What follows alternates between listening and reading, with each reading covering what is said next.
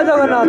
आज पवित्र स्नान पूर्णिमा विश्व नियंता महाप्रभु जगन्नाथ रत्न मंडप स्नान मंडप को आसछन्ति। आज भक्त भगवान का महामिलन होइछि।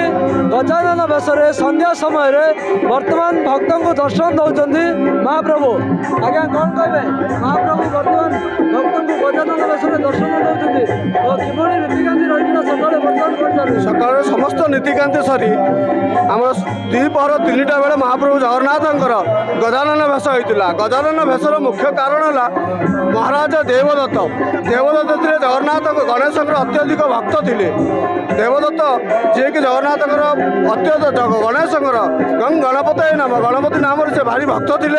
जो जगन्नाथ को दर्शन करने दिन आम ज्येष्ठ पूर्णमी अनुष्ठित होता है। उक्त ज्येष्ठ पूर्णमी महाप्रभु जगन्नाथ स्नान वेदी पर आरोहण करते।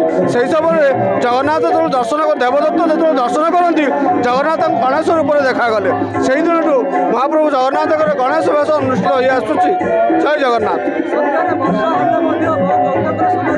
सन्ध्या बेले आम जो आज वर्षा हो ठीक आम आलती समय वर्षा अनुष्ठित है। भेष समय भी वर्षा है। वर्षा सारा आलती समय वर्षा है। तेबे भी छता धरिक भक्त मैंने बहु भक्त समागम आज पर्यटन बर्तमान सुधा भक्तर समागम लगी रही है। इंद्र बहुत आशीर्वाद भी अच्छी। देखु बहुत मानने खुशी विषय जोटा अत्यंत खुशी जोटा पहंडी पर जो जगन्नाथ आसते भगवान जो गाधौं से स्नान कला बेले जो सहस्र कुंभ बरण 108 कुंभ बरण हुए से जगन्नाथ इंद्र पुष्टिपात करते। जो आपणकर भेष होता से समय भी पुष्टिपात होता। बर्तमान आरती समय वृष्टि तादर भी भक्तर समागम चली रही। आलोचना करते आज अपूर्व दृश्य जदि कहवा आम महाप्रभु जगन्नाथ स्नान समय जदि कहवा इंद्र पुष्टि होता वर्षार बहु भक्तर समागम होती।